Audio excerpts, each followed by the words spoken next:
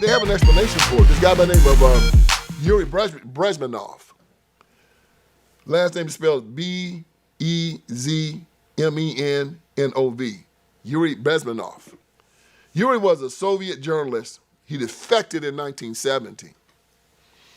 And he started telling everybody about how the KGB worked. And he told them that the KGB is more about ideological subversion than active measures and psychological warfare. It's about 85% of their time is that. It ain't spying. It's basically getting into your head and making you hate your own country is what they do. And they've done it so well in the black community that if somebody decides on Christian principles, that I can no longer be part of the Democratic Party, the black community who is Christian don't care. Karen Whitsett from Detroit up in Michigan, she just said, I can't be part of the Democratic Party because I can't sign off on crazy. I can't sign off on LGBTQ. I can't sign off on late-term abortion. I believe in school choice. And she tried to get the Democratic Party to change its ways and go that way. And most of her district agrees with her. But because she's not running as a Democrat, Karen believes that she cannot win her own district anymore, even though her ideas haven't changed. She's won 4 elections. But because she's going to put an R instead of a D in front of her name, she can't win. I just sincerely kept asking, please do not back me into a corner. Please do not back me into the corner. I'm not a co-signer of crazy. You can do all of that and be all of that all you want. But when you try to force it on me and make it my reality, now we have a problem. I don't understand how Christian, Bible go together in Democratic Party. You talking about mind control? Vote for the D. Vote for the D. Vote for the D. D good or bad. What do they stand for? Don't matter. D good or bad. Nancy Pelosi said that she has so much control of the black community. You said in these minority communities that they would vote for a glass of water if there was a D on it. A test. But those are districts that are solidly Democratic. This glass of water would win with a D next to its name in those districts. And not. Joe Biden said if you don't vote for him, you ain't black. It's a long way until November. We got more questions. You got more questions, but I tell you, if you have a problem figuring out whether you're for me or Trump, and you ain't black, and you ain't black, and you ain't black, and you ain't black. Your identity is tied up with the D. Lord have mercy. Lord have mercy. And you want to tell me this ain't a cult? I'll tell you right now that I don't care what your party is. I'd have voted for Karen Whitsett tomorrow if she was running. I'd vote for Bill Ross in Brownsville, my hometown. I know Bill well. I'd vote for Bill Ross tomorrow. He's a Democrat. Yeah.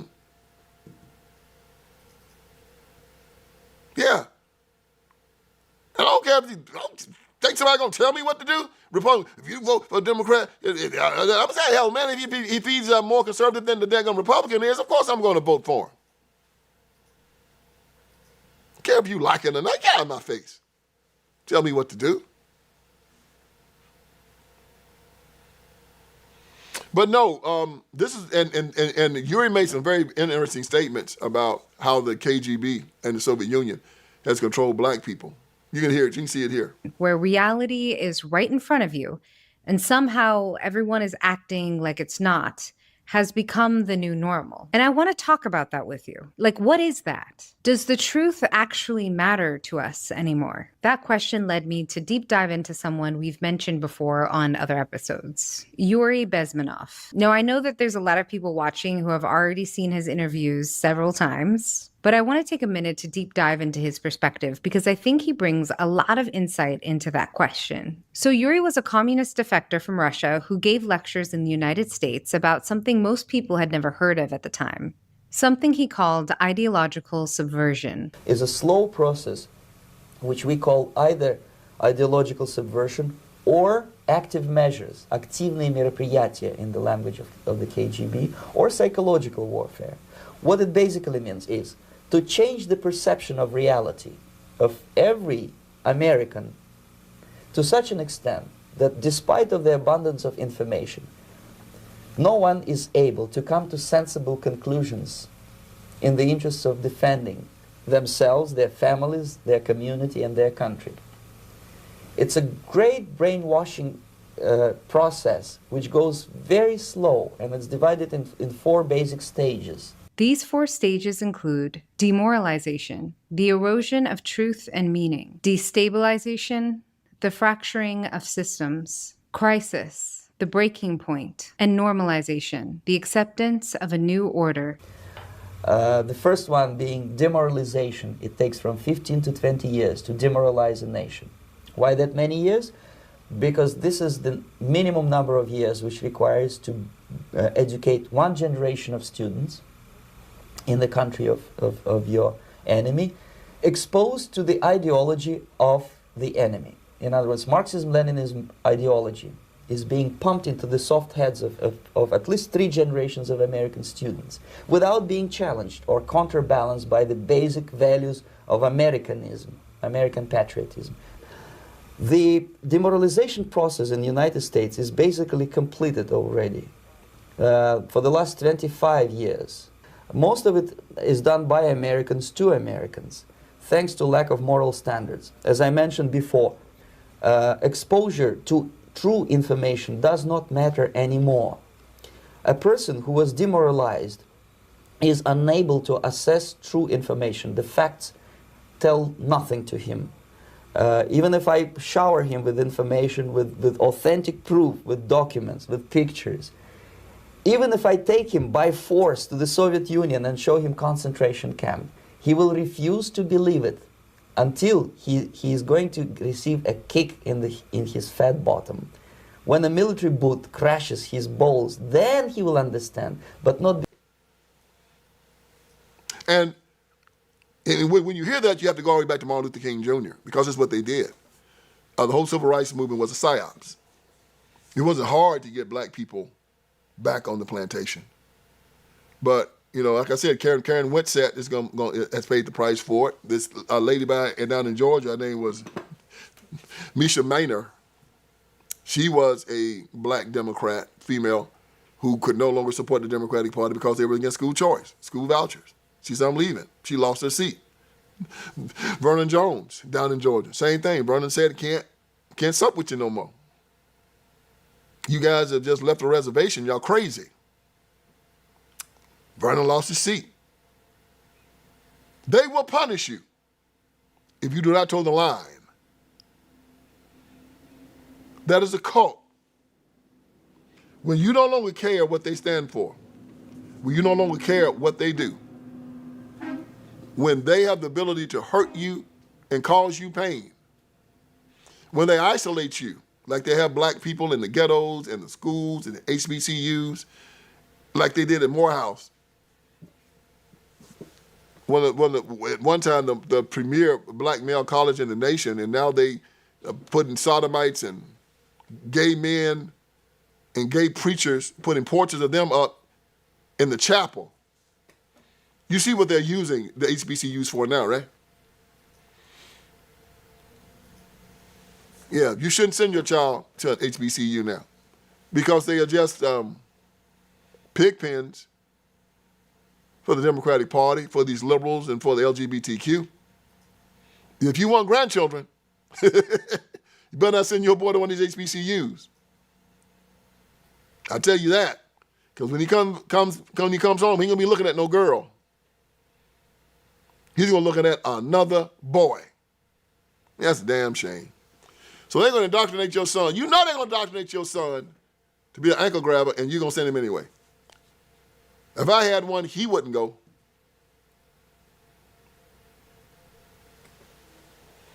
So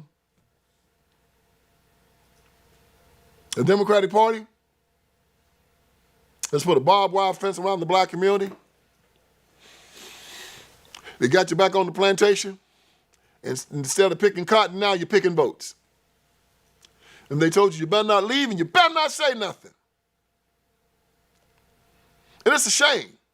I watch it all the time. I hear people walk up to me and tell me, you know what, I agree with everything you say, but I just can't say nothing about it. Because if I say something about it, I'll get in trouble at my job, so I got to be quiet. I said, man, you're a coward. I talked to them cats on Wall Street. I was up at the White House. They all got money. They walked up to me. Yeah, what you said about Martin Luther King Jr. is all true, man. All that stuff's true. I said, why don't y'all say something about it, man? Well, I said, you guys are capitalists, and y'all holding up a socialist and a Marxist as one of our standard bearers. And you're telling black people to listen to his message. And because they're listening to his message, they're staying in the ghettos, public schools, welfare, handouts, the crumb that fall from the white man's table.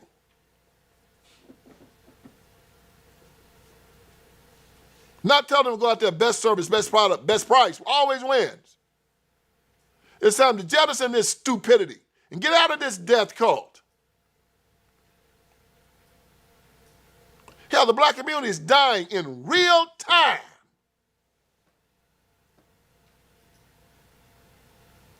And while everybody else is jumping ship and getting away from these crazy jokers, the black caucuses and the Iron Triangle, most black preachers, most black politicians, most black civil rights workers are telling black people stay on it. One of the most amazing things I ever saw in my life. So I'm here doing this podcast because, again, I'm trying to help the ICE Democrats understand what's going on here. Who are the ICE Democrats? Not the good ICE who's locking up these illegals and kicking them out the country. It's the bad ICE, the ignorant and crazy and the evil. Like I said, 80% ignorant, 10% crazy, 10% evil. You can't have the evil ones. They're the ones that are running the show. They're the Chuck Schumers, the Nancy Pelosi's, the Jim Clybers of the world. The evil, not going to change, okay? The crazy ones can't help them either. All you knew was the crazy joker set him in the corner, give him something to eat, give him something to play with, hope he don't cause no trouble. Then you got the ignorant ones. They can be helped. That's about 80%. And the ignorant ones can listen, but a lot of the ignorant ones don't want to hear anything. They're suffering from cognitive dissonance. Anything that changes their mind causes them pain. They will resist it at all costs. They will attack you if you attempt to separate them from their oppressor. So you got to be careful with an ignorant sucker now. You walk up to him and tell him the truth, he might just jump on you. Like if a man beating the hell out of his wife and you come and start whooping him, she jump on you and beat you up, they both beat the hell out of you together. Yeah, that's them. That's most black Democrats. But there is a remnant. So the first pushback you see from them, just give me some coaching here. When you start talking to one, when you start seeing violent resistance, pull back. You might just get shot. Oh, hell, you ain't going to talk about him. That'd be like talking about Elijah Muhammad in the Nation of Islam. You get killed behind that. Leave that alone. I'll be doing this. You go talk about Barack Obama to the wrong black person, you better have a razor out.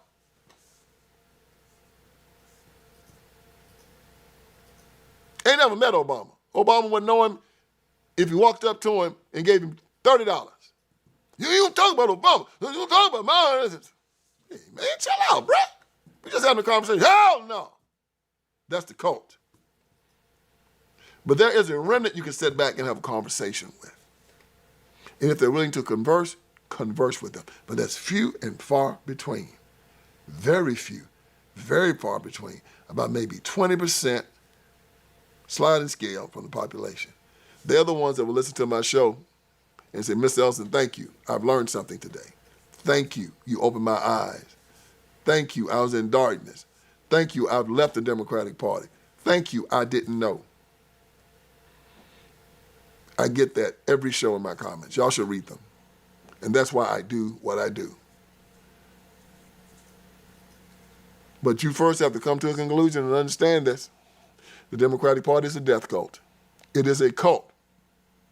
Plain and simple. It uses coercion. It uses information control. It has a charismatic, controlling leader. It has the ability to hurt you and will hurt you if you try to leave. And they lie. And the people at the top benefit. And the people at the bottom, they suffer. You are in a cult that is worse than any cult in the history of the world. And the Democratic Party is it. The evilest institution in the history of the world. A party of perverts, liars, psychopaths, anti-Christian bigots. Party of slavery from 1800 to 1860. The party of the Confederacy from 1860 to 1865. The party of Jim Crow from 1865 to 1965. And now the party of transgenderism, non-birth abortion, taking your guns away, putting demented men in the bathroom with little girls, your wives and your grandmothers, having them in locker rooms with your daughters, playing sports with your daughters, castrating little boys and calling them little girls, taking God out of the library, putting porn in, taking God out the classroom, putting drag queens in. If Jesus came back, tried to walk into the public schools, they tell him, you're not welcomed here. He said, but I'm Jesus. We don't care. Look at the holes in my hands and my feet and the spear in my side. Man, I died for you. You don't get out of here, you're going to die again. That's what they're telling. And when he says, I refuse to go because I'm going to talk to my children, they're going to call the SWAT team on him. Yeah, that's your Democrat Party. You're not welcome here, Jesus Christ. And yet you vote for them because you're in a cult. And I know if you're going to say, Vince, you're in a cult with a Republican. I'm not a Republican. See how easy that is? You're going to get in a cult. You're in MAGA. I'm not MAGA. See how that is? I'm a Christian first, conservative second, an American third. That's me. Don't try to project your insanity on me. I vote blue, no matter who. I vote for the D. Look at me.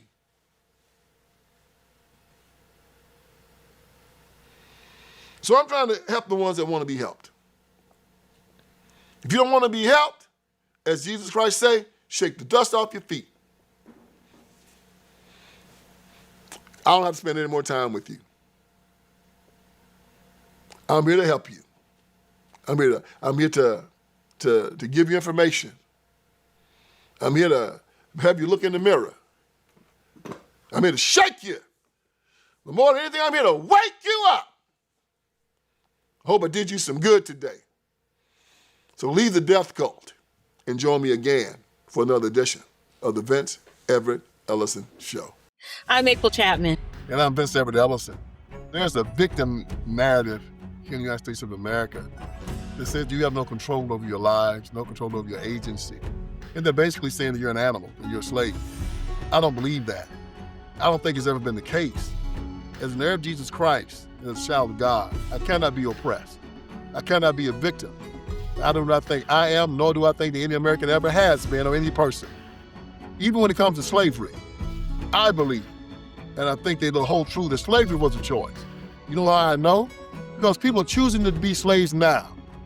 So I'm making a documentary to debunk the myth that any human being or any American is held under bondage without their permission, even if they have to kill or give their lives to be free. Freedom is a choice, and slavery is a choice also.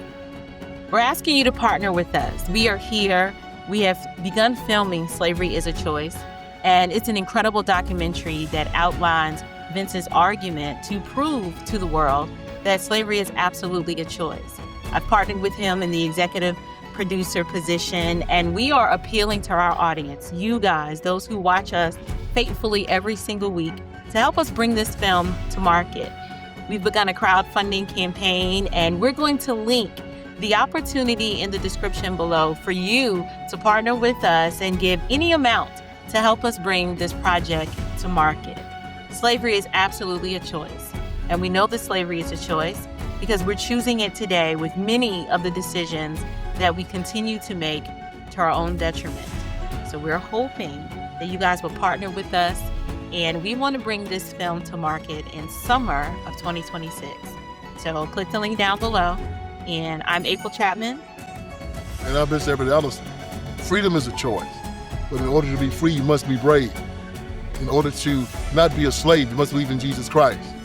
So believe in freedom, believe in courage, be courageous, assist us in this project, and let's set and make other people free by being true blue Americans, true blue patriots, true blue Christians, believing in ourselves and believing in the future ahead. Thank you.